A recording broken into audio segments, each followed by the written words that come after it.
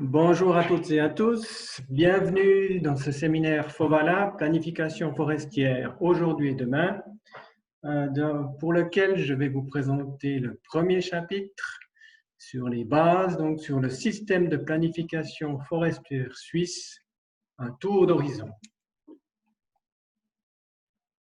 Permettez-moi tout d'abord de me présenter en quelques mots. Donc, je m'appelle Robert Yanni, je travaille à l'arrondissement forestier à Bulle. Ici, c'est mon bureau. Mon rapport avec la planification forestière est le suivant.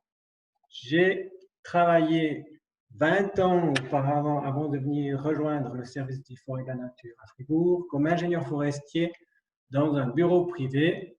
Et à ce titre, j'ai eu beaucoup de mandats en rapport avec la planification. En effet, dans le canton de Fribourg, il y avait 250 communes. Les plans de gestion étaient obligatoires pour chaque propriétaire public.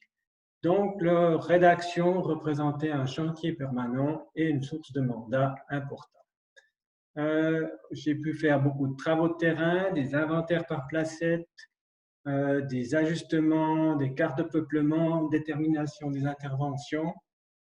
Et ça m'a permis de me familiariser donc avec tous ces outils et en même temps de découvrir les forêts fribourgeoises.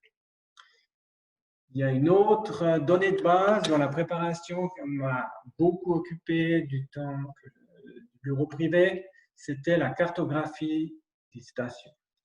En parallèle à ça,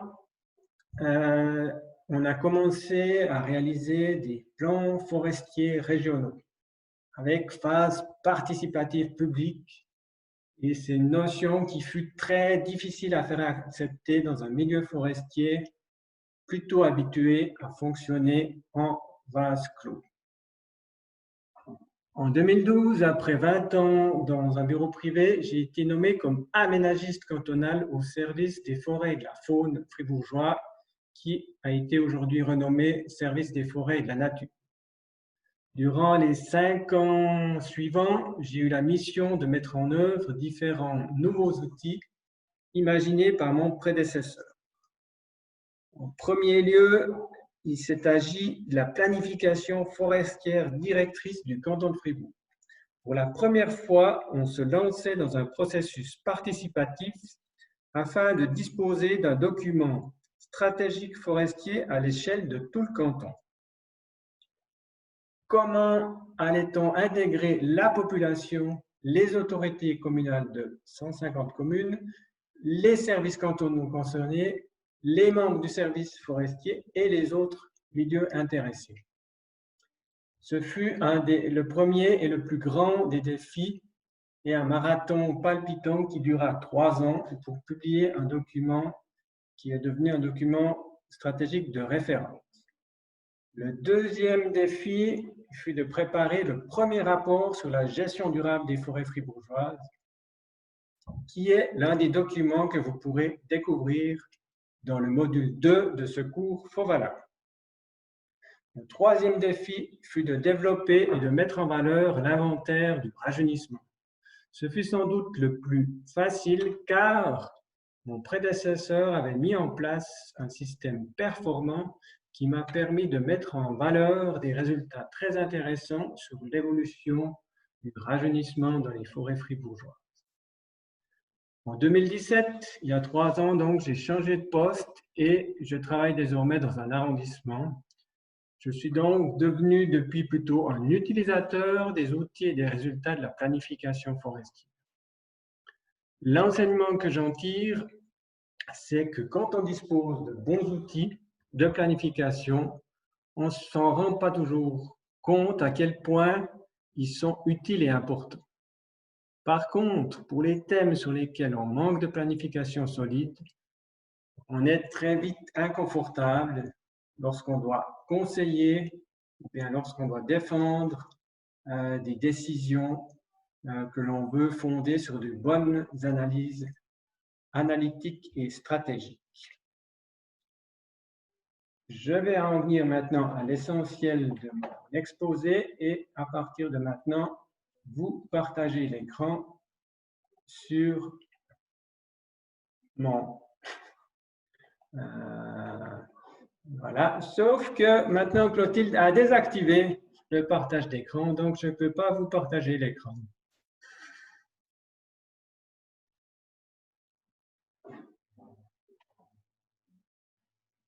Ah, ça marche, voilà. Donc, voilà, c'est la slide d'entrée et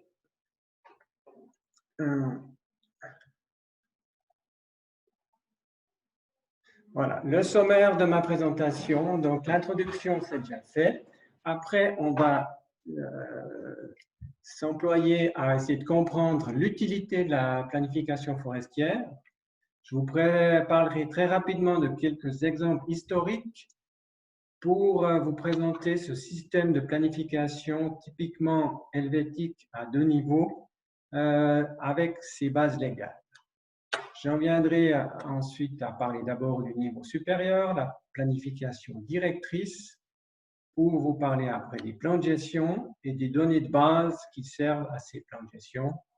Je finirai avec la présentation des outils de suivi, respectivement de contrôle, quelques mots sur la diversité des systèmes de planification qu'on a en Suisse parmi tous les cantons et quelques conclusions personnelles. Ouais. Alors, top. Voilà, je crois que maintenant vous voyez enfin ma présentation. Donc, j'en étais aux sources. Donc, il y a ce document État de la planification forestière dans les cantons en 2017 qui a été préparé par l'école de Havel sur mandat de l'OFEV en 2018, qui est une source dont je vais prendre beaucoup de résultats pour vous les présenter. Sinon, les autres sources proviennent essentiellement des sites internet des cantons et de la Confédération, et je fais aussi quelques références à des lois qui ne sont pas compliquées à trouver. Je viens au premier chapitre. À quoi sert donc la planification? C'est un chapitre qui me tient à cœur parce que c'est une question qui se pose souvent. Planifier, c'est justement prendre du temps et faire un état des lieux. Donc, on s'occupe d'abord du présent. Mais c'est important toujours de regarder dans le passé pour ensuite essayer d'anticiper les défis à venir dans le futur et chercher les meilleures réponses à ces défis. Donc, c'est apprendre du passé pour comprendre le présent et préparer le futur. Et ce n'est pas, et là aussi, c'est des points qui me tiennent à cœur, une fuite en avant, donc regarder que le futur. C'est pas se focaliser sur les problèmes actuels et juste leur chercher des solutions. Et j'espère que vous en serez convaincus à la fin de cette présentation. Ce n'est pas une perte de temps. C'est donc un investissement dont on récoltera les fruits dans plusieurs années, voire plusieurs générations en forêt. On a un certain nombre d'écueils à surmonter, car on est pris dans notre quotidien, on est souvent surchargé, donc s'arrêter pour faire de la planification, ce n'est pas toujours évident. Un autre écueil, c'est la peur de se remettre en cause, la peur de changer ses propres pratiques qui des fois peut faire de la résistance. Et voilà, il faut quand même avouer, la planification, c'est un peu une prise de tête et on n'a pas toujours envie de se la prendre. Pourquoi c'est particulièrement important en forêt? Car, vous le savez bien, la forêt est un milieu qui évolue très lentement et l'erreur se payera sur plusieurs générations, puisqu'il faut plusieurs générations de forestiers pour façonner un peuplement, une forêt. Raison pour laquelle, voilà, aujourd'hui, on hérite de certaines forêts, de certains peuplements qui sont formidables, dont on est très content, et puis d'autres qui nous causent plus de soucis. Quelques exemples tirés de l'histoire de la planification forestière suisse.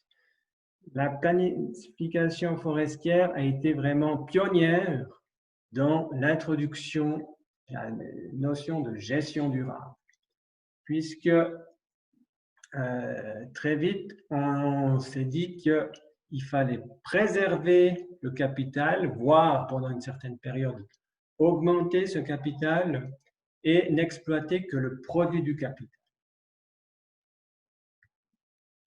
Mais la question se posait donc comment calculer ce produit, donc en termes forestiers, comment calculer l'accroissement. Et c'est là qu'on a développé des inventaires, qu'il a fallu mettre au point des tarifs de cubage sur pied, lesquels ces inventaires ont aussi débouché sur des tables de production qui permettaient de calculer un accroissement sans forcément tout mesurer, et sur la fameuse possibilité quel est finalement l'accroissement qu'on avait le droit de couper. Cette méthode a été particulièrement aussi approfondie, par exemple par Henri Biolay, qui a développé la méthode du contrôle spécialement adaptée aux forêts jardiniers qu'il a entretenues dans le canton de Châtel pendant plus d'une dizaine d'années. Ce document qu'on trouve aujourd'hui sur Internet, entièrement écrit à la main, décrit de manière très détaillée et très intéressante toutes ces notions d'optimisation, je dirais, de la production dans une idée de gestion durable de la forêt. Les bases légales.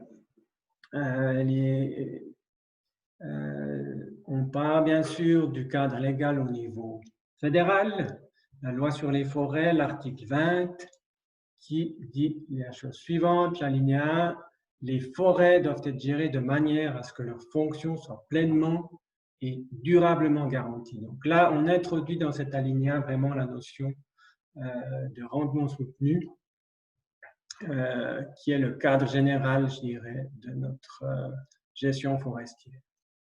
Et l'alinéa 2 met clairement la responsabilité de l'aménagement forestier sur les cantons. Et ça a été toujours une volonté des cantons de garder leurs prérogatives dans ce domaine. Les autres alinéas détaillent certains points, je dirais, moins fondamentaux. Au niveau de l'ordonnance, on reprend cette notion des cantons qui édictent les prescriptions, en détaillant quand même un peu quelles sont ces prescriptions. Et puis, l'alinéa 2 est intéressant puisque là, tout d'un coup, on introduit quand même certains contenus minimaux puisqu'on doit parler des conditions de station, des fonctions de la forêt ainsi que de leur importance. Donc, là, il y a une notion quand même de description des fonctions et de priorisation qui est introduite. Le troisième alinéa parle de la planification directrice, qu'ils appellent ça planification dépassant le cadre d'une entreprise. Et on introduit là la question de la participation du public, de la phase participative, puisqu'on demande que les cantons veillent à ce que le public soit renseigné, voire même associé de façon adéquate à ces processus. Évidemment que sur la base de cette loi fédérale, chaque canton a donc développé ses propres prérogatives. Si je prends l'exemple du canton de Fribourg, on remarque que là, il y a la bagatelle de 12 articles dans la loi sur les forêts qui parlent de planification forestière et qui détaillent justement un peu les buts et contenus de ces planifications. Par exemple, l'article 48 qui parle de la planification directrice des forêts et qui décrit de manière succincte un peu les buts et les contenus de cette planification directrice. La même chose pour l'article 53, mais qui lui parle des plans de gestion. Vous voyez que ce n'est pas très détaillé au niveau de la loi, le contenu des plans de gestion, puisque c'est plutôt au niveau des directives internes du service qu'on détaille le contenu de ces plans de gestion.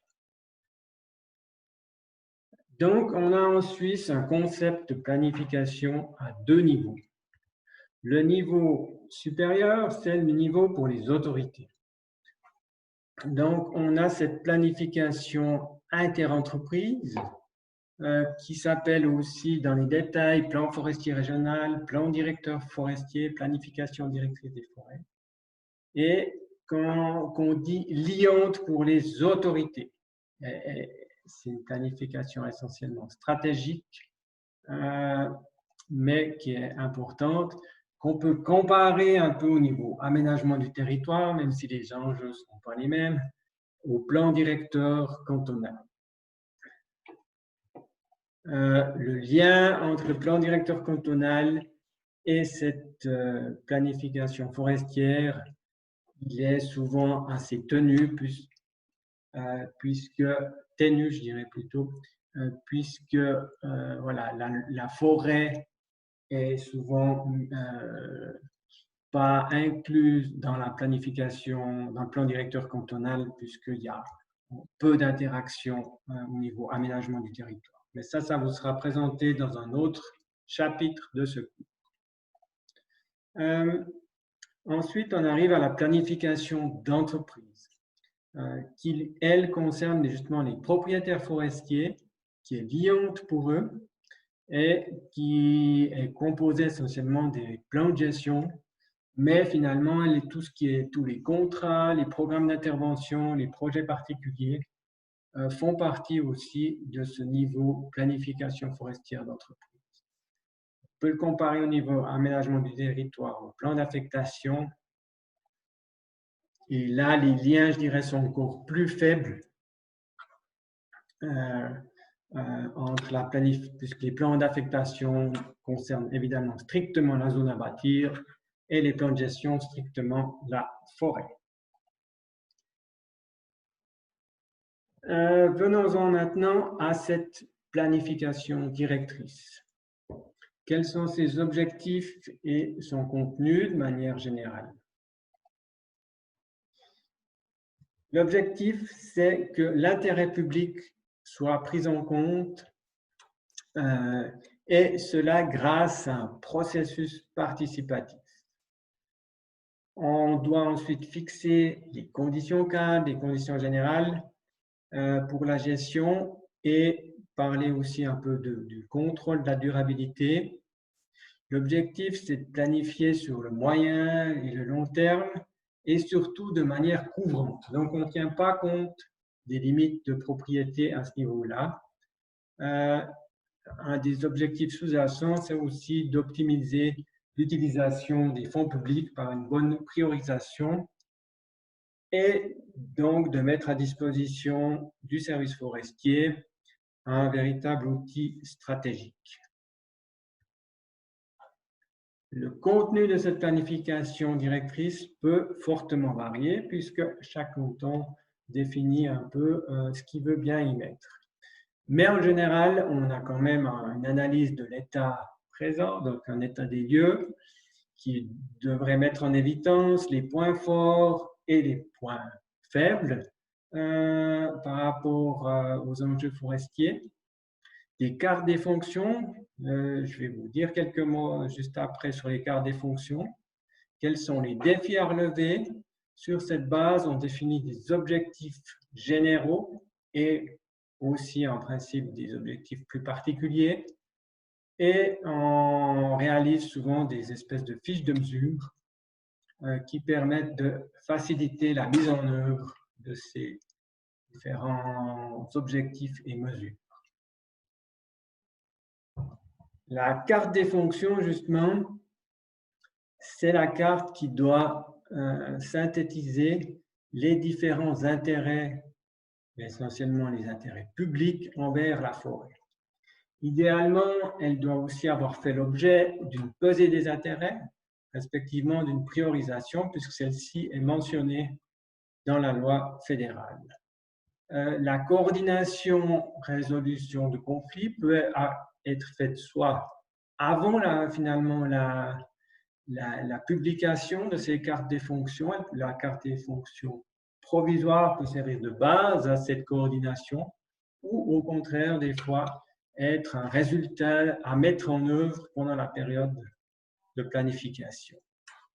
Une question qui revient toujours lorsqu'on s'attelle à préparer des cartes des fonctions, c'est la question de la multifonctionnalité. On est très attaché en Suisse à cette multifonctionnalité, et faire une carte des fonctions où il n'y a plus qu'une couleur par fonction qui apparaît, ça donne une impression d'exclusivité, c'est-à-dire qu'il n'y a plus qu'une fonction sur le terrain, ce qui n'est bien sûr pas du tout le cas. Un autre point aussi qui suscite beaucoup de discussions, c'est la question de la fonction de production. Pour certains, voilà, la fonction de production, c'est quelque chose de couvrant puisque toute forêt produit du bois. Et pour d'autres, c'est quelque chose de totalement, finalement, secondaire. Et c'est les autres fonctions qui priment sur la fonction de production. Donc, vaste débat auquel je ne pourrai pas répondre ici. Un exemple de carte des fonctions. Le canton d'Obwald, et là, on constate que voilà, le titre de la légende, c'est « Forêt multifonctionnelle ». Donc, cette multifonctionnalité, on l'a mise en évidence, et après, on a mis simplement 4 catégories sans fonction prioritaire, avec fonction prioritaire protection, fonction prioritaire nature et paysage, ou fonction prioritaire ressourcement. Vous voyez que si on regarde la carte à gauche, on a l'impression qu'on a une unifonctionnalité, mais c'est la légende qui nous rappelle que la forêt est d'abord multifonctionnelle. Un autre élément essentiel de ces planifications directrices, c'est le processus participatif. Ici, un résultat du questionnaire de l'étude dont j'ai parlé dans les sources, c'est quels sont les acteurs qui ont été inclus dans le processus participatif par les différents cantons. Alors, bien sûr, on commence par les forestiers eux-mêmes et les ingénieurs d'arrondissement, les propriétaires, et puis après, il y a les ONG, les différents milieux intéressés à la forêt. Et puis, en descendant, on arrive sur le point très délicat, la population. Comment inclure la population, le public, donc, dans un processus participatif? Ça représente un des défis majeurs, et des exemples pratiques de processus participatif vous seront présentés dans la deuxième partie du cours, en particulier pour les cantons de Grisons, Obwald et Schaffhouse. Un exemple de résultat de cette planification directrice, bien sûr, je vous présente Fribourg. Donc là, on a publié 3 documents. Un document stratégique, qui est un document de synthèse, qui se veut assez court, qui se veut un document de communication aussi, où on présente vraiment les objectifs. Le deuxième document, ce sont les fiches de mesure.